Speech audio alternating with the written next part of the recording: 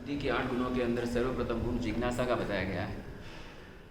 जिस आत्मा के अंदर कुछ जानने की जिज्ञासा रहती है वही आत्मा परमात्मा तत्व का स्पर्श कर सकते हैं। जैसे कि समुद्र के अंदर गहनता तक जाने वाला व्यक्ति वही हो सकता है जिसे रत्न की अपेक्षा है। उसी तरह परमात्मा की द्वासांगी स्याद्वाद आगम मतलब एक गहरा समुद्र है। उस समुद्र की गहराई तक जाने का सामर्थ्य हर किसी में नहीं होता, लेकिन जिन्होंने अपने जीवन के अंदर आगम का ज्ञान पाया है, ग्रंथों का ज्ञान पाया है, स्याद्वाद दृष्टिकोण से परमात्मा के तत्व को जिन्होंने गहनता से समझा है, वैसे गुरु भगवंती अपने संशय का निवारण यथा योग्य कर सकते हैं। तो वर्तमान के अनेक लोगों के हृदय में रहे अनेक शंकाएं, जब ये प्रश्न का एक नया कॉन्सेप्ट हमने रखा कि शंका समाधान, तो इतने सारे प्रश्न आने लगे कि हमको लगा कि अपने जैन लोगों के अंदर कितनी जिज्ञासाएं रही हुई है और कितने संशय के स्थान रहे हुए हैं। तो वे सतत गुरु के संपर्क में रहे या वे किसी भी माध्यम से, पत्र के माध्यम से या फिर ऐसे कोई माध्यम से अपनी शंका का निवारण करते रहेंगे तो संशय दूर होगा और श्रद्धा निर्मल होगी। तो आज अपनी प्रश्न की श्रृंखला के अंदर सर्वप्रथम प्रश्न, ये जो कि सामाजिक प्रश्न है लेकिन धर्म से थोड़ा रिलेटेड है, इसके लिए इसको मैं ले रहा हूँ। मात्र सामाजिक स्तर के प्रश्नों को यहाँ नहीं लिया जाएगा, जिससे धर्म का थोड़ा भी रिश्ता होगा या जीवन की शांति और समाधि का नाता रिश्ता होगा तो उसको ही हम लेंगे। मरण के पश्चात उठावना क्यों करना चाहिए, भोजन वगैरह क्यों रखना चाहिए, इससे क्या मरी हुई आत्मा को शांति मिल सकती है, क्या पूजन वगैरह क्यों पढ़ाना चाहिए और उसका शोक वगैरह क्यों पालना चाहिए, ये सब बातें इस प्रश्न के अंतर्गत सीमित है, सम्मिलित है। उठावना शब्द का अर्थ क्या होता है पहले समझ। आप लोगों ने उठावने बहुत बार किए, जिंदगी में मेरा सौभाग्य रहा कि मैंने एक बार भी उठावना किया नहीं, कहीं उठावने में शामिल होना पड़ा नहीं। उठावना क्या होता है व्यवहार मुझे कुछ पता नहीं, लेकिन दीक्षा के बाद जब ऐसे कोई प्रसंग आते, लोग आते वंदन करके बोलते साहब शांति सुनाओ, मैं बोला इतने सारे लोग तो क्या उठावना है। तो उठावना शब्द के ऊपर स्टडी करते करते चला पता, उठावना मतलब कि उत्थापन करना मतलब कि हमारे जीवन के अंदर जो शोक की घटना हुई है उस घटना का हम गुरु के समक्ष जाकर उत्थापन कर रहे हैं, मतलब कि उसका हम निवारण कर रहे हैं, मन से उस शोक को निकालने का हम प्रयत्न कर रहे हैं। और मन से शोक को निकालने का प्रयत्न करने का सर्वप्रथम द्वार परमात्मा का गिना गया है, क्योंकि परमात्मा सर्व शोक से मुक्त है, किसी भी शोक के वो शिकार नहीं है, ना विषाद, ना शिकार, ना चिंता, ना आर्त, किसी भी तरह का कोई भी मलिन या दुखमय तत्व प्रभु के पास नहीं है, गुरु के पास भी लगभग नहीं है। इसके लिए अपने समाज के अंदर उठावना करने का सबसे पहला प्रयोग परमात्मा के मंदिर में जाकर चैत्यवंदन करना, शांति सुनना गुरु के मुख से वगैरह वगैरह प्रणाली का, गुरु के मुख से हो सके तो मांगलिक सुनना, ये प्रणाली का अपने वहाँ बरसों से चली आ रही है, जिससे कि समाज के लोगों को शांति, समाधि, परिवार को मन के अंदर थोड़ा आश्वासन मिले। इसके लिए उठावना की एक परंपरा है। भोजन वाली बात है तो वो अपने अपने समाज की दिशाएं बन चुकी है, इसमें धर्म का कोई रिश्ता नाता नहीं है। किसी को लगता है कि हमको बुढ़े थे वो काल कर गए तो उसका कुछ लड्डू का भोजन बनाते हैं, तो वो जो परंपरा है उससे हम उसके ऊपर ज़्यादा कमेंट्स नहीं कर सकते, लेकिन इतना मानने में आता है कि वृद्ध था और वो शांति से गया, उसने ज़िंदगी अच्छी जी, लंबा जिया और शांति से जिया, उसके प्रतीक के रूप में वो लड्डू का भोजन या जो भी वो करते हैं वो उस अर्थ से कर सकते हैं, उस अर्थ घटना इस तरह से कर सकते हैं कि उसने बहुत लंबा आयुष्य, दीर्घ आयुष्य जिया। दीर्घ आयुष्य किसको मिलता है? जो व्यक्ति दूसरों को शांता समाधि देता है, अहिंसा में जीवन जीता है, तो उसके इस दीर्घ आयुष्य की एक अनुमोदना के रूप में, नहीं कि मृत्यु का कोई, लेकिन दीर्घ आयुष्य उसने जिया, उसका एक प्रेम और स्नेह बताने के रूप में शायद ये परंपरा वृद्धों की मृत्यु की बात करने में आती होगी। युवानों की मृत्यु होने के बाद तो ऐसा कोई लाड़ू पेड़े का जीवन होता नहीं है, खाली व्यवहार के रूप में जो आने जाने वाले व्यवस्था की जाती है वो बात एक अलग है। दूसरी बात कि उनके लिए किया हुआ सुकृत उनको पहुँचता है कि नहीं, जो मर गए हैं उनके लिए किया हुआ सुकृत उनको पहुँचता है कि नहीं। तो उसके अंदर 3 आपको घटना बताते हैं।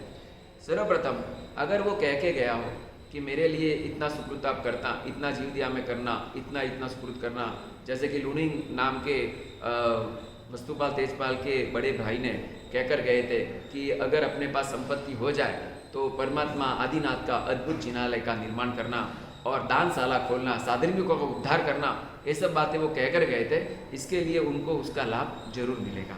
करने वाले को तो मिलेगा ही, कहने वाले को भी जरूर, जहाँ भी वो होगा उसके बैंक के अंदर उसका वो पैसा पुण्य का एक रकम जाएगा। दूसरे नंबर की बात, अगर वो काल करने के बाद भी कहीं पे देवलोक में है या कहीं पर भी है और वो उपयोग से देख रहा है कि मैं कहाँ से जन्मा, और वहाँ उसके नाम की पूजा पढ़ाई जा रही है, उसके नाम का जीवदया का सुकृत किया जा रहा है, वो अपने ज्ञान से देवलोक में बैठे बैठे देखता हो और अनुमोदना करता हो, तो भी उसको वो लाभ मिल सकता है। तो ये दो मेन घटक है कि सुकृत करने वाले को लाभ पहुँच सकता है कि नहीं। और तीसरे नंबर की बात, अगर वो धार्मिक परिणति वाला ही था, उसके मन में दान दया के शुभ भाव थे, लेकिन वो अचानक ही गुजर गया, वो कोई कहने का अवसर ही नहीं रहा उसके लिए, तो भी उसको लाभ मिल सकता है, क्योंकि उसकी आदत ही थी दान करने की, समय समय पे खर्च करने की। घर वालों को बारंबार कहते रहते कि भाई संपत्ति खर्चते रहो, संपत्ति हाथ का महल है, आज आई है कल चले जाएगी। वर्तमान की स्थिति देखो तो कमाने के सोर्सेस कम है, बिल्कुल कम हो गया है, फिर भी हम ऐसे अवसर में भी अपना समाज, अपने जैन लोग दान के लिए कितना हाथ मतलब लंबाए जा रहे हैं। तो ये दान धर्म करने की प्रणाली का अपने जैन शासन में सर्वप्रथम बहुत ही सुंदर पैमाने पे शुरू हुई है। तो ऐसे भाव वाले लोग अगर अचानक मर जाए तो भी उनको वो लाभ वहाँ बैठे बैठे भी मिल सकता है। तो ये सुकृत की बात है। रही बात परमात्मा के पूजा वगैरह करने की, नित्य जो पूजा करते हैं उनको इसमें कोई अंतराय करनी चाहिए नहीं, लेकिन विवेक रखना चाहिए। सुबह जल्दी उठ के जल्दी से करके आ जाना चाहिए, ज़्यादा जाहिरत में जाना चाहिए नहीं, क्योंकि ऐसी कोई मौत हो तो अपन जाहिर में सब ज़्यादा करें तो लोग बोलते हैं इनको कोई किसी की पड़ी नहीं है कि भाई इतनी कच्ची मौत हुई है फिर भी ये लोग देखो ना कैसे करते हैं, ऐसा कोई ना बोले इसके लिए। बाकी वहाँ पूजा से कोई मरने का कोई वो ज़्यादा रिश्ता नाता है नहीं। और दर्शन तो नियम अपन कर भी सकते हैं, कभी भी सुबह दोपहर शाम जब भी अपनी उठाने की विधि हो जाती है उसके 2 दिन बाद दर्शन वगैरह तो डेली भी कर सकते हैं, लेकिन वो विवेकपूर्ण, ज़्यादा जाहिरात में प्रदर्शन वगैरह न किए बिना वो सब विवेक से करना चाहिए। और बाद में और एक प्रश्न है दूसरे नंबर का कि परमात्मा की महापूजा के लिए इतने सारे फूल वगैरह श्रृंगार वगैरह किए जाते हैं, इतना ओवर डेकोरेशन किया जाता है, वो क्या उचित है कि नहीं। तो सर्वप्रथम बात, अगर जो कल्पसूत्र के प्रवचन सुनते हो तो उन्होंने सुना होगा कि महापूजा कौन सा कर्तव्य बताया गया है, दैनिक कर्तव्य, मासिक कर्तव्य की वार्षिक कर्तव्य। तो क्या वार्षिक कर्तव्य, वार्षिक कर्तव्य का मतलब क्या होता है, तो क्या वर्ष में एक बार तो करना ही चाहिए, एक बार तो अवश्य करना ही चाहिए, एक बार ही करना चाहिए, ऐसा भी अनर्थ कोई अर्थ ना है, एक बार तो करना ही चाहिए। अब रही बात कि महापूजा की शोभा कब है, तो क्या कैसा प्रसंग है उस आधार पे महापूजा की शोभा होती है। जैसे कि आप एकदम टनाटन फैंसी वाले कपड़े, डेकोरेटिव कपड़े या एकदम अच्छा वेशभूषा कब पहनते हो, तो कैसा प्रसंग है उस आधार पे, शादी है या कोई ऐसा कोई इनॉग्रेशन है, ऐसा कोई शताब्दी उत्सव है, तो वैसे अवसर में वो कपड़े शोभा देते हैं। आप चलते फिरते वो ड्रेस पहन के फिरो तो लोग मस्करी करते हैं कि दिमाग फिर गया लगता है। अब दुकान में जाना है और वो 10,000 का ड्रेस पहन के लेडीज़ जाए या एकदम अप टू डेट कोट और शूट पहन के वो लड़का जाए तो भी उसकी मस्करी होती है। यही बात इसमें लगानी है कि अवसर क्या है, बिना अवसर के, बिना कारण के महापूजा का विधान है नहीं। परमात्मा की अंग रचना, परमात्मा की फूलों से भक्ति, वो सब अलग बात है, महापूजा पूरी अलग हो जाती है। तो महापूजा के अंदर जो भी फूल का व्यापक डेकोरेशन किया जाता है, दीप वगैरह ज्वलित किए जाते हैं, वो एक दैविक शक्ति को आकर्षण करने का भी कारण है, परमात्मा की भक्ति के प्रति कृतज्ञता का भाव है। लेकिन उसके अंदर बहुत ही विवेक रखना चाहिए कि अति मात्रा में बड़ी बड़ी फोकस वाली लाइटें वो परमात्मा की मूर्तियों के ऊपर पड़ती हो और गर्मी हो जाती हो और उसके अंदर कभी कभार मूर्तियों को भी असर होती हो, तो बड़े बड़े हेलोजन लाइट्स वगैरह और बड़े बड़े फोकस वाले 300 फोकस, 200, 1000, 100 ऐसे जो फोकस वाले लाइट्स है उसका उपयोग बने बात तक नहीं करना चाहिए। दीपक शुद्ध घी के दिए और साथ साथ में सुंदर सुगंधि पूर्ण पुष्प, वो इंग्लिश फूल भी इतनी मान्यता वाले नहीं हैं, खाली दिखने में सुंदर है लेकिन सुगंधीदार नहीं होते। तो वैसे फूलों का हमें ज़्यादा भार नहीं रखना चाहिए। गुलाब, मोगरा, जाई, जुई ऐसे पुष्पों से उस मंदिर का श्रृंगार, जिससे कि प्रवेश करने वाले को प्रवेश करने के साथ एक आनंद और उल्लास का भाव जगे, उसके लिए वो विवेक से करना चाहिए। और जब वो पूजा हो गई तो पूजा हो जाने के बाद उसको विवेक पूर्वक बैठने की विधि भी होनी चाहिए। अगर वो अविवेक से करे तो वो भी उचित नहीं है। विवेक सब चीज़ में शोभा रूप है। तो महापूजा का निषेध बिल्कुल कर नहीं सकते। परमात्मा भक्ति के लिए उत्तम द्रव्यों का आलम्बन लेना वो शास्त्रीय विधि है, उसके निषेध की बात हो नहीं सकती। लेकिन विवेक होना बहुत, विवेक और चयना दोनों चीज़ बहुत जरूरी है। तीसरा नंबर प्रश्न थोड़ा विचित्र लग रहा है, लेकिन फ्रैंकली मुझे भी इसका जवाब दे देना चाहिए। किसी ने पूछा है कि जूम, फेसबुक, व्हाट्सएप, यूट्यूब में पाठशाला प्रवचन वगैरह देखना दोष लगता है कि नहीं लगता। इसके लिए मैं आपको एक एग्जांपल देता हूँ कि कोई भी चलता हो, चाहे हम विहार भी करते हो, आप भी चलते हो, तो आप हरदम सावधानी रखते हैं, हम भी सावधानी रखते हैं कि कहीं कांटा पैरों में न लग जाए। तो कांटे वाले रास्ते से हम दूर ही रहते हैं। कभी कभार ऐसा भी होता है कि चल गए और कुछ पैर में कांच लग गया, तो वहाँ पे सुई वगैरह कुछ मिल नहीं रही है, तो कांटा लेकर भी हम अपने पैर में लगे हुए कण को, कस्तर को, कांच को निकालने में कामयाब हो जाते हैं। उसी तरह दवा कोई लेने की चीज़ नहीं है, भाई दवा खाओ मज़ा करो, ऐसा कुछ होना नहीं है। लेकिन दवा भी अवसर हो, ज़रूरियात हो, तो उस योग्य डॉक्टर के पास योग्य अनुपात में, योग्य डोज पूर्वक वो दवा लेनी भी हितावही है। वैसे कोई दवा लेता है तो बोलते कि पागल कैसे दवा लेता है, दवा क्यों इतनी लेता है, ऐसा हम उसको कमेंट्स करते हैं, और वो सही है कि दवा इतनी नहीं लेनी चाहिए। वैसे कांटों के रास्ते पे नहीं चलना चाहिए। और वैसे काजल भी लगानी पड़े तो कहाँ पे लगाएंगे, गाल पे लगाएंगे, हाँ, या फिर सिर पे लगाएंगे। काजल लगानी हो तो कहाँ लगानी है, तो क्या आँख पे लगानी है। तो ये एग्जाम्पल मैंने आपको इसके लिए दिए कि यहाँ पे जो यूट्यूब या व्हाट्सएप के ऊपर जो प्रवचन की बात है, वो कैसे अवसर में, कैसे कंडीशन में करनी चाहिए, उसको गुरु भगवंत को नोटिस करके ही करना चाहिए। रोजिंदी जिंदगी चालू हो, रोजिंदे व्यवहार चालू हो, उपाश्रय प्रवचन वगैरह एकदम परफेक्ट चालू हो, फिर भी उस चीज़ में जाना वो मेरी दृष्टि से हितावह नहीं बनता। क्योंकि वो रोज़ की परंपरा अगर ऐसी हो गई तो प्रवचन में आने वाले की संख्या भी डाउन हो जाएगी। उतना ही नहीं, प्रवचन में आए बिना भी हम तो आराम से घर में बैठे बैठे सुन सकते हैं। गुरु महाराज का दर्शन बंधन भी शायद बंद हो जाएगा। और इतना ही नहीं, जो घर में प्रवचन सुनते हैं वो गुरु भगवान को वंदन वगैरह भी कर पाते नहीं है।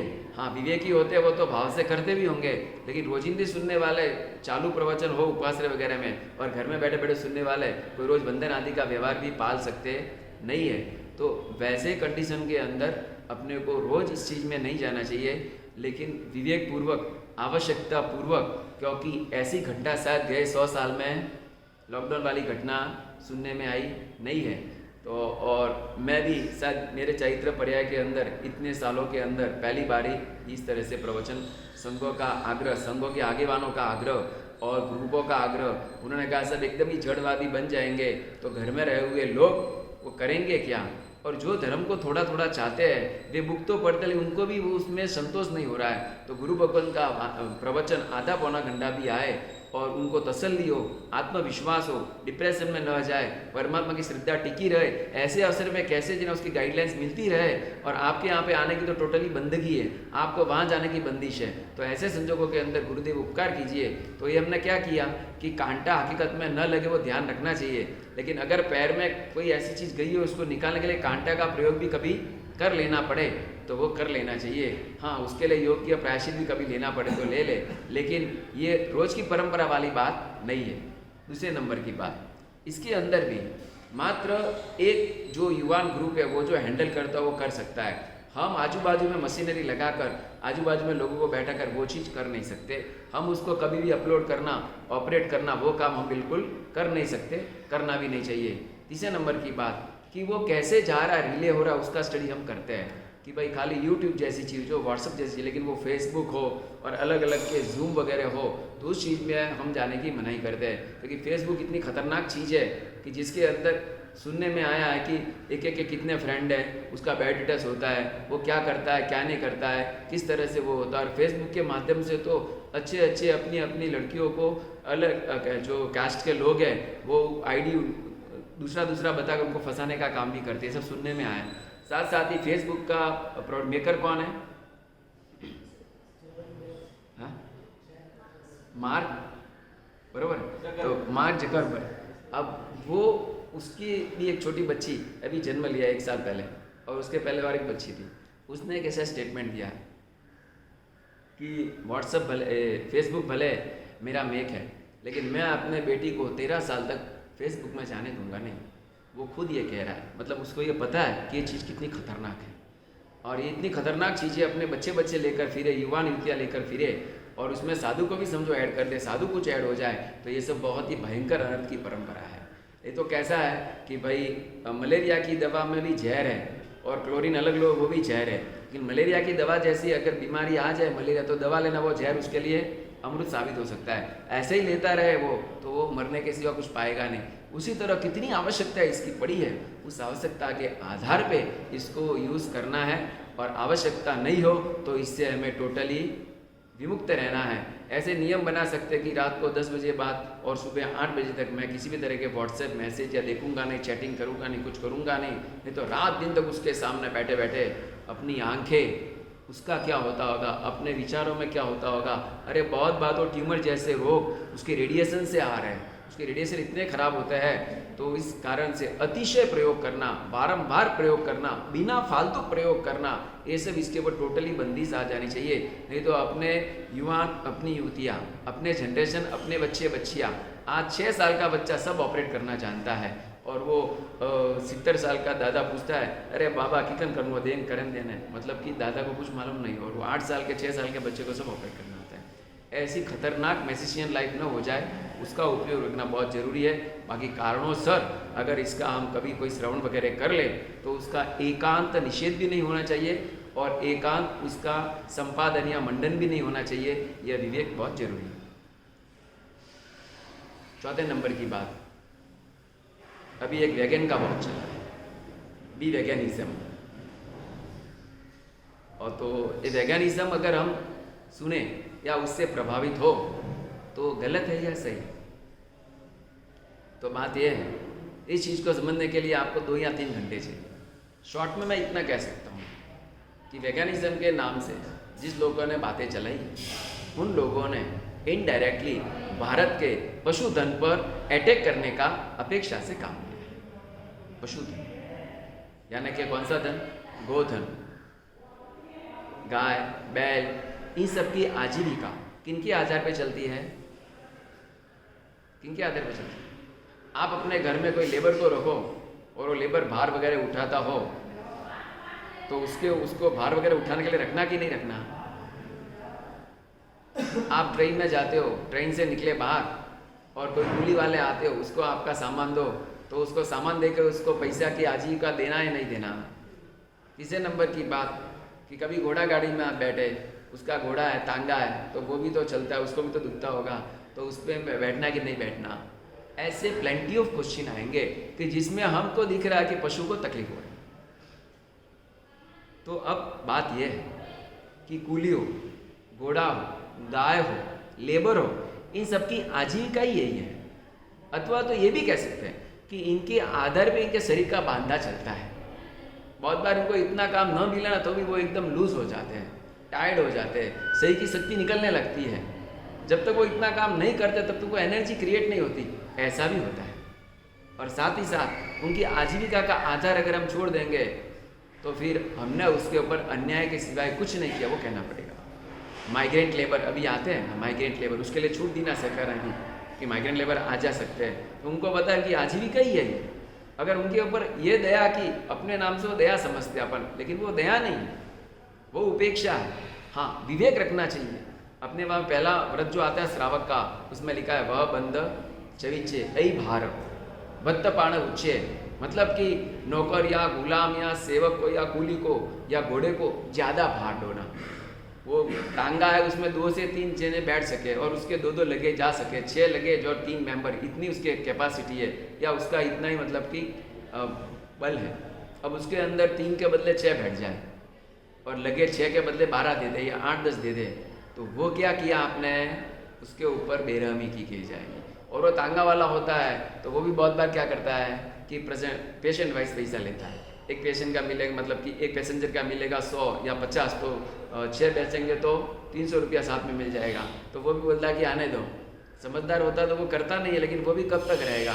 सामने से लोभ आता रहेगा तो वो भी एक बार तो ढीला पड़ जाता है। और अति भार करना वो गलत है। कूली वाले को देना अगर वो इतना उठा था, मालूम है कि इसको इतने उठाना में कैपेसिटी अच्छी है, बस इतने ज़्यादा मत उठा तू, दूसरी बार ले लेना, मैं तुझको दूसरी बार 50 रुपया दूंगा।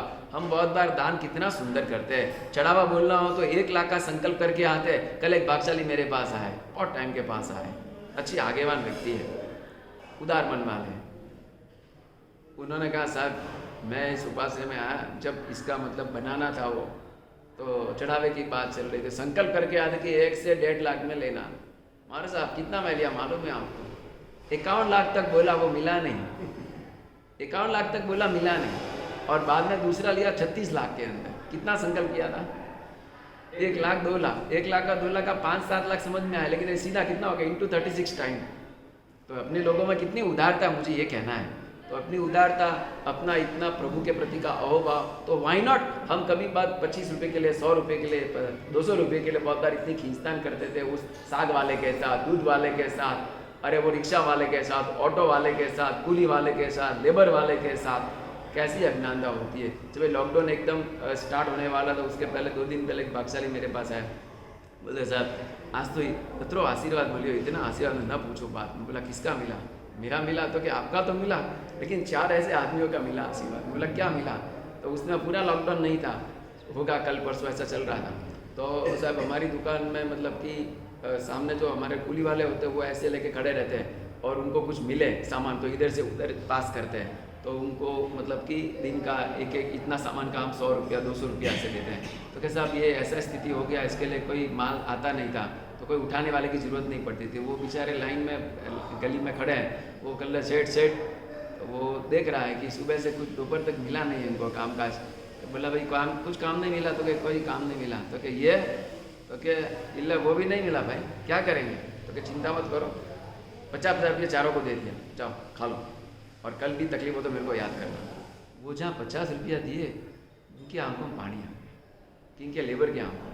सेठ कमाल कर दिया, आपने उपकार कर दिया हमारे ऊपर, सेठ आपका बहुत भला होगा, सेठ बहुत उपकार किया आपने। ऐसे अवसर बहुत बार अपना क्या क्वालिटी होता है, जितना काम किया उतना पैसा ही देना, 10 रुपया भी एक्स्ट्रा देने में है। और बहुत बार हम समझते हैं कि हम इसमें बहुत परफेक्ट है, हम पक्के हैं, वो बात नहीं होनी चाहिए। अवसर पे अपना बेटा, अपना बर्थडे हो, कुछ भी हो, और एक मोबाइल मांगे 10,000 का, तुरंत ही अब तैयार हो जाते हैं, शायद स्कूटी मांगे तैयार हो जाते हैं। तो ये बात है अपनी कि अपनी बात चली वैगन की बात कि जिसकी जो आजीविका है, उस आजीविका के लिए जो गाय भैंस वगैरह होते हैं, उनका दूध लेना, वो मांसाहार है, यहाँ तक आगे बढ़ जाना, वो तो बहुत ही अज्ञानता का ही काम होगा। किसी ने मुझे पूछा कि सर एक गाय का दूध लेते हो, मांसाहार का दूध लगता है कि नहीं? मैंने बोला देख, वो बोलता है खून पीने का पाप लगता है, ऐसा किसी ने स्टेटमेंट दिया, किसी मिनिस्टर ने आज से बहुत टाइम पहले दिया था कि दूध पीना मतलब खून पीना। मैंने बोला एक काम करना, गाय का दूध निकालना बंद कर दे और खून निकालना चालू कर दे। कितनी गाय जीती है बोलना मुझे। सुबह 3 लीटर निकालते हो, शाम को 3 लीटर निकालते हो। 3 लीटर मत निकालना, खाली 1.5 लीटर निकालना बस। अरे मार साहब ऐसे कर, तू ही तो बोल रहा है, मैं तो नहीं बोल, तू ही बोल रहा है कि गाय का दूध और खून बराबर है, तो let it take blood from her. वो तो साहब कैसे होगा, वो तो होगा नहीं। मैं होगा नहीं तो काय को इसको तू नॉन वेज करे, काय को उसको तू ब्लड करे, काय को उसके पीछे पड़ा है। बात इतनी सी जरूर है कि गाय जब नए नए बछड़े को जन्म देती है, तब उसका दूध जो होता है ना, वो बहुत ही क्वालिटेटिव दूध होता है, चिट्टा दूध होता है, वो अपने को पचे वैसा भी नहीं होता है। वो दूध लेने का राइट उसके बछड़े को ही है। तो उस समय उस बछड़े को 10 दिन तक पीने देना चाहिए, उसके नहीं जाना चाहिए, उतना विवेक रखना चाहिए। मैं एक बात आपको कहना चाहता हूँ, कोई भी चीज़ का विरोध करने के पहले उसमें विवेक क्या रख सकते हैं, जहना क्या रख, उसको समझने की जरूरत है। किसी भी चीज़ को एकदम अपोज कर देना, उसमें कोई बड़ी विवेक की बात है नहीं, उसमें कोई समझदारी की बात है नहीं। किसी साधु का भी कुछ देख लिया, तुरंत ही इश्यू चालू कर देते हैं, व्हाट्सएप में डाल देते हैं, कमेंट शुरू कर देते हैं। लेकिन उसको समझो वो क्यों कर रहा है ऐसा। भाई अपना बेटा भी समझो ड्रिंक करके आया, तो आप जंगल में पूरे गांव के अंदर जाहिर करके मेरे बेटे ने दारू पिया, व्हाट्सएप में डाल देंगे ना, मेरे बेटे ने दारू पिया, जैसे कोई बड़ा कमाल का काम कर दिया। हम शायद उसकी डीप में जाएंगे, मेरे बेटे ने ऐसा क्यों किया, कभी वो मुंह में डालता भी नहीं, देखता भी नहीं, आज उसने ऐसा क्यों किया। तो डीप में जाने से पता चलेगा कि वो किसी ऐसी सर्कल में आ गया, फंस गया है, और सर्कल के अंदर आके किसी कारण से उसने ऐसा काम कर दिया। तो उसको हम फिर से सिक्योर करेंगे, उसको मतलब कि समझाएंगे कि बेटा ऐसे उचित नहीं है। तो अपना बेटा अपना है, तो समाज का साधु, समाज का श्रावक या समाज की ऐसी कोई घटना है वो अपनी नहीं है। तो बात ये है कि वेगन के नाम से जो लोग ये सब चला रहे हैं, और बाद में वे भी धीरे धीरे क्या करते हैं कि अगर शक्ति काम करती नहीं है, क्योंकि दूध मिला नहीं, दही मिला नहीं, घी मिला नहीं, यही बंद होता है टोटल। टोटल बंद हो जाता है, दूध बंद, दही बंद, घी बंद। अब क्या बचेगा उसके पास? वो लेगा फिर ऐसी ऐसी दवाएं, वो दवाई लेकर बॉडी को मेंटेन करेगा, सप्लीमेंट्री दवाई लेगा। अब सप्लीमेंट्री दवाई जो ले रहे हैं उसके अंदर क्या आ रहा है, वो कभी सर्च करने वो गए, स्टडी करने गए? और महंगाई उसको कितनी भारी पड़ती है दवा को, स्टडी करने गए? वो सब स्टडी किए बिना ऐसे थोप लेते हैं और लोगों को भ्रमित करते रहते हैं। तो इसका बड़ा हमारे पास मतलब कि एक आर्टिकल भी है कि ये चीज़ किस तरह से बाहर आई, किस तरह से लोगों को भ्रमित करने के लिए और पशुधन के ऊपर अटैक करने के लिए, लोगों को अपेक्षा से दूसरे नॉनवेज की ओर जाने के लिए ये मजबूर करने वाली चीज़ें खड़ी हो गई है। तो ये सब बहुत ही गहराई से समझने की जरूरत है। और ज्ञानी भगवान तो ज्ञानी थे, उनको पता ही था कि दूध वगैरह जो चीज़ है वो कहीं अगर ऐसी होती तो वो आज्ञा ही नहीं देते, वो निषेध ही कर लेते मांस के समान। तो गाय वगैरह के विषय में जो भी ये बातें और भी गहराई से समझना हो तो बाद में मिलिएगा, लेकिन वर्तमान में इस चीज़ में जाने जैसा है नहीं। विवेक रख सकता है कि भाई मैं कम पीऊँगा, मैं इस तरह से पीऊँगा, मैं वो करूँगा, लेकिन इसका विरोध करना और बाद में विरोध करके इसको नॉनवेज के रूप में जाहिर करना, ये सब तो टोटली आचार संहिता के बाह्य बातें हैं। आगे बढ़ के शासन देव देवी के स्वतंत्र रूप से अनुष्ठान पूजा आगम में कहीं बताई गई है कि नहीं? शासन देव देवियों के अनुष्ठान पूजन वगैरह, परमात्मा की पूजा, पूजन, प्रतिष्ठा वगैरह, ये सब शास्त्र में बताए गए। और ऐसे अवसर पे, कोई विशिष्ट प्रतिष्ठान वगैरह के अवसर पे उन देव देवियों को भी कुछ अभिषेक वगैरह करना, वो विधान जरूर है। इतना ही नहीं, सिद्ध चक्र पूजन वगैरह जब होते हैं तो उसके पहले उसके अंदर भी लोकपाल देव वगैरह, क्षेत्रपाल देव वगैरह, उनका पूजन भी सिद्ध चक्र अधिष्ठायक वगैरह के पूजन वगैरह उसके साथ सम्मिलित है। अरे नवग्रह के पाटला पूजन वगैरह भी उसके अंदर सम्मिलित है। लेकिन वो परमात्मा को केंद्र स्थान में रखकर सब कुछ करना है। 15 परमात्मा को साइड में रखकर देव देव की पूजा करने की कोई विधान प्रणाली का अपने वह है नहीं। इतना ही नहीं, परमात्मा के मंदिर के अंदर ही परमात्मा की आरती भक्ति हो, वो उनकी शोभा है या उनके लिए वो करणीय प्रवृत्ति है। लेकिन उनके ही सामने उनके अधिष्ठान की देव देवी आरतियाँ शुरू हो जाती है तो वो इतना उचित नहीं गिना जाता है। और बहुत से लोग तो कैसे होता है कि वितराग भगवान तो क्या देते हैं, देव देवी देते हैं करके उनके दिमाग में ऐसा घुसा हुआ, और वे लोग आरती में ज़्यादा कहाँ पे जुड़ते हैं तो क्या देव देवी की आरती में ज़्यादा जुड़ जाते हैं। और इतना बहुत बार होता, हद हो जाती है कि परमात्मा की आरती का चढ़ावा 1000 रुपये में जाएगा तो वो जाएगा 1500 में। ये सब जब होने लगता है तो वो अतिशय लगता है कि भाई ये सब उचित नहीं है, क्योंकि देव देवी को भी स्थान कहाँ पे मिला हुआ है? परमात्मा के मंदिर में, वहाँ पे स्थान मिला है। और हाँ, परमात्मा ने इनकी स्थापना भी की है। जब ये शासन की स्थापना करते हैं, कौन? प्रभु तीर्थंकर, तब जैसे चतुर्थ संघ की स्थापना करते हैं वैसे अधिष्ठायक देव देव की स्थापना परमात्मा स्वयं करते हैं। तो जिसकी जो पोस्ट है, जितना उसका गुण है, उसके आधार पर उसकी भक्ति पूजा होनी चाहिए। आप हमारे पास आओ और हमको गुरु वंदन वगैरह न करो या 2 मिनट में करके निकल जाओ, और शिष्य के पास जाके उनको गुरु वंदन करो, उनको कामली ओढ़ाओ, उनका विशेष बहुमान करो, तो वो क्या होता है? मूल नायक का आपने क्या किया? अपमान किया कहा जाता है। ठीक इसी तरह परमात्मा के देरासर में परमात्मा की भक्ति को गौण करके देव देव की प्रधानता रखना वो इतनी उचित नहीं है। देव देव की गौणता हमने भी की नहीं है, पूजन के अंदर वो सम्मिलित ही है। हमारे जो सूर्य मंत्र का जाप है उसके अंदर वो सम्मिलित ही है, लेकिन वो कैसा है? परमात्मा के साथ जुड़कर, परमात्मा को प्रधानता देते हुए, परमात्मा की उपेक्षा करते हुए वो सब चीज़ होनी नहीं चाहिए। तो इस तरह कोई विशिष्ट अनुष्ठान उनके नाम से अलग से करना, वो खाली भौतिक आकांक्षा को ध्यान में रखकर किया जाता है, बाकी वो करने का कोई कारण विशेष नहीं है। अर्यन परमात्मा भी देते कब है? तो क्या हाँ, देव देवी भी देते कब है? अर्यन परमात्मा की भक्ति की हो तो, नहीं तो देव देवी भी दे पाते नहीं है। यानी कि ऐसे कहा जाता है कि अर्यंत वंदनीय है, पूजनीय है, गुरु वंदनीय है और देव देवी स्मरणीय है। देव देवी का स्मरण जरूर करो, जैसे श्रावक श्राविका का स्मरण भी हम करते ही है, सुबह भरेसर में करते हैं ना, और कभी बहुमान भी उनका कराते हैं। लेकिन योग्य रूप से परमात्मा की और गुरु की अवहेलना न हो, उस रीत से उनकी भक्ति वगैरह, उपासना वगैरह। तो क्या प्रतिक्रम में गुरु महाराज आप भी याद करते हो ना? याद करते हैं। सूर्य भगवई नाना वन्य कम संगाम याद करते हैं, स्मरण जरूर करते हैं। और ऐसे अवसर को तो स्मरण करना ही चाहिए। हमारे वहाँ पे सूर्य मंत्र में प्रतिक्रम की विधि है, देव देवियों का अपने वहाँ पे जब भी कोई बड़े अनुष्ठान होते हैं, उपदान हो, दीक्षा हो, नवाणु की माला वगैरह, तो उसके पहले नंदी की क्रिया कराई जाती है। तो नंदी की क्रिया के कौशल में देव देवी के कौशल भी आते हैं, वो स्मरण के रूप में है, उनकी उपेक्षा बिल्कुल नहीं है। लेकिन अधिक तौर पे उनको आदर देना, परमात्मा की उपेक्षा करना, वो आसाधना का कारण है, वैसा ना हो। 14 का प्रतिक्रमण आता ना हो तो बुक में देखकर कर सकते हैं कि नहीं? बुक में देख कर करना मतलब कि उनका ये पूछना है कि लाइट पड़ती हो वैसे। तो अभी ये इसमें ऐसा है, सर्वप्रथम तो गुरु की निश्रा में ही करना चाहिए। वो विकल्प न बचे, दूर हो, गुरु भगवान ने लॉकडाउन जैसी स्थिति हो तो अपने को बुक देखकर ना आता हो, दे के बिना, तो सूर्यास्त आए उसके पहले पहले प्रतिक्रमण पूरा हो, वो विकल्प लेना चाहिए कि सूर्यास्त आए वहाँ तक प्रतिक्रमण पूरा, या अंधेरा पड़े बहुत वहाँ तक प्रतिक्रमण पूरा हो, वैसे स्टार्ट करना चाहिए। तो लाइट का उपयोग करना पड़ेगा। अब थर्ड विकल्प आता है कि वो टाइम नहीं है, हर साल हम मतलब हर महीने 14 को करते ही है और आज 10 साल से कर रहे हैं लेकिन अभी भी हमको आता नहीं है। तो तीसरी बात यह है कि आपने कितनी उपेक्षा की। आप इतने डिपेंड हो गए कि आप अकेले पड़ेंगे, बीमार पड़ेंगे, बुढ़े हो जाएंगे तो ये प्रतिक्रमण एग्जाम नहीं कर सकोगे। तो वैसा आपने क्यों किया? 10 साल में स्वाध्याय क्यों नहीं किया? तो 10 साल में सूत्र का स्वाध्याय कर लेना चाहिए था, विधि सीख लेनी चाहिए थी। वो कब तक बच्चा मम्मी का हाथ पकड़े चलेगा? हाँ, 10 साल का भी हाथ पकड़ के चलेगा ना, तो कैसा लगेगा? मूर्ख ही लगेगा ना।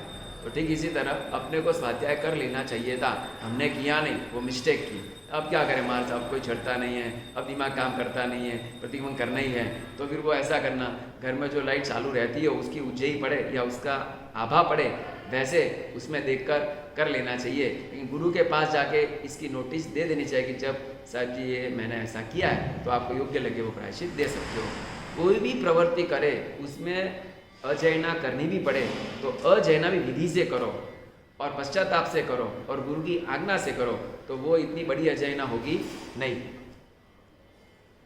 हाँ। साधु साध्वी की गोचरी वो करते हो तो देखनी चाहिए कि नहीं चाहिए? नहीं देखनी चाहिए। ठीक है, हमारे साथ भरा रहे तो हम ही है ना, हमको तो मालूम है आप क्या लग कर गए हो, तो हम देख सकते हैं कि नहीं? क्योंकि एक बात ऐसी है, वो दुकानदार होता है ना, सेल्समैन, तो उससे आप आइटम लेते हो कुछ, तो आपने 1000 रुपये चुके, 2000, 10,000 चुके, तो 10,000 चुके तो बल तेरा गला दिखा ना, तेरे में कितने पैसे, वो दिखाएगा आपको? नहीं दिखाएगा, बराबर है भाई। इसी तरह बैंक में गए, बैंक में आपने 1 लाख रुपया लिया चेक देख के, उसको बोला sir please show your locker, I want to see that, like get out. तो लॉकर देखने को मिलेगा नहीं, दुकानदार का गल्ला देखने को मिलेगा नहीं, पैसा देखने को मिलेगा। समझ आ गया आपको? हमारी गोचरी भौरा थे तब आपको देखने को मिलेगा, लेकिन वो बाहर थे तो लॉकर में जाकर आप देख नहीं सकते क्या कर रहे क्या नहीं कर रहे, बराबर है? क्योंकि भौराते वक्त नहीं, भौराते विवेक ये रखना चाहिए कि गुरु मात के पात्रे में क्या वो नहीं देखना चाहिए, हमको कैसे भौरा ना वो देखना चाहिए। वहाँ पे झुक झुक के या क्या गुर के देखने का किसी को राइट नहीं है। हाँ, वो कर सकते हैं कि गुरुदेव दिख गया तो साहब जरा बाल आया है, कंकर पड़ा अंदर, देख लो ना जरा सा, वो अलग बात होगी। लेकिन अपन भौराते हो तब अपनी वस्तु और गुरु की जरूरियात 2 चीज़ में ध्यान रखना चाहिए। बाकी तीसरे कोई ध्यान रखना कि मार साहब के पात्रे में और कौन सी आइटम जरा देख लेना, अरे मार साहब के मैंगो तो बहुत रेड्डी से, अपना येलोइश है, हमारे साहब की ये पतली तो पतली मस्त पतली पतली रोटी है, अपनी तो जाड़ी जाड़ी है। ऐसा सब कंपैरिजन नहीं करना, गुरु भगवान की भक्ति कर लेना। अब बात ये आ गई कि वो भौराते वक्त तो आँख बंद करके भौरा सकते नहीं, इसके लिए खोल के भौराना है, लेकिन यहाँ तो हम उसकी मतलब कि नज़रअंदाज कर सकते हैं। तो गुरु भगवान का देखता क्यों नहीं वापरते वक्त, तो इसके कारण शास्त्रों में बताया गया है। कितना टाइम है?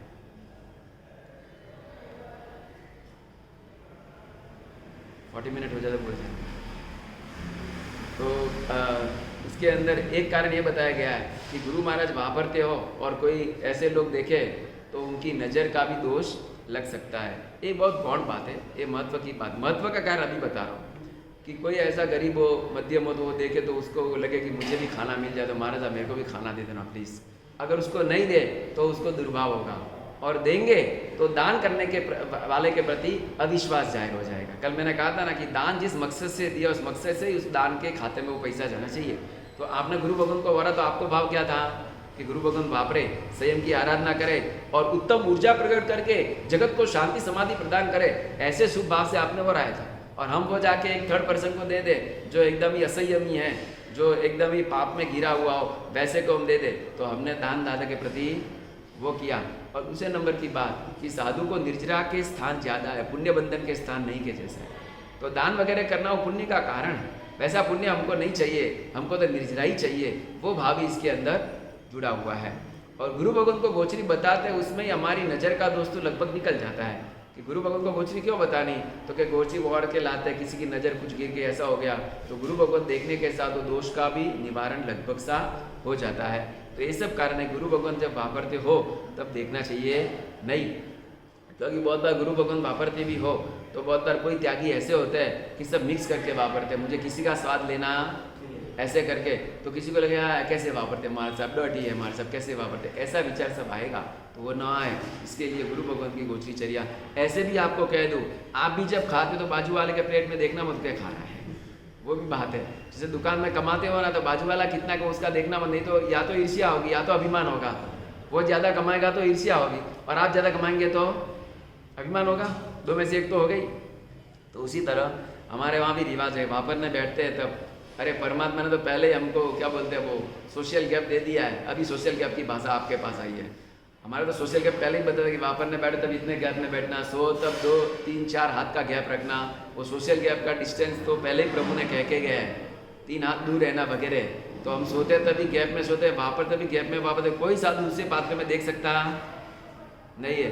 एक साधु वापर रहा था, दूसरे ने देख लिया, इरादा नहीं था कि नज़र चले गई, उसके गुरु ने गोचरी के बाद थप्पड़ लगे। बोलता गुरुदेव શું થયું, મીઠામાં દીપડમ થપ્પડ તો બહુ સારી છે સાહેબ, પણ કારણ બતાડો ને, તમારી થપ્પડ મળે ક્યારે સાહેબ, आपकी थप्पड़ मिली, आ तो जीवन एकदम धन्य बन गया। तो गुरुदेव ने कहा बाजूમાં જોતો તો અક્કલ નથી, તારું જોઈને બાજુમાં કેમ જોયું, कैसे हम नज़र जती रही। तो क्या बस नज़र पर नहीं जवड़ावानी, अनाभोक्ति भी मतलब बिन अनजान है भी किसी का कुल देखना। पर धन पत्थर समान, पर स्त्री मात समान, पर भोजन पुद्गल समान। बात यह है कि इस तरह गुरु भगवान की गोचरी वगैरह नहीं देखने का कारण। अब लास्ट क्वेश्चन आप कर लेते हैं। शिष्य कोई भी आचार में अगर ढीला पड़े तो गुरु भगवान को उसका पाप लगता है कि नहीं? तो गुरु भगवान अगर अनुशासन न करते हो, वांछना वगैरह न देते हो, उपयोग में नहीं रहते हो और दोष सेवे शिष्य, तो गुरु भगवान को आलोचना उसकी आ सकती है। उसका 8वां हिस्सा 4था हिस्सा पाप का गुरु भगवान को भी लग सकता है। गुरु भगवान तकेदारी रखते हो, सावधानी रखते हो तो उसमें वो जवाबदार लगभग रहते नहीं है। फिर भी वो योग्य गुरु को जो करना है वो करे। आगे बढ़ के बात बता रहे हैं, रात को खाने के बाद प्रतिक्रमण कर सकते हैं कि नहीं? क्योंकि रात को खाने का प्रेम कर सकते हैं, प्रश्न ही गलत है, बराबर है भाई?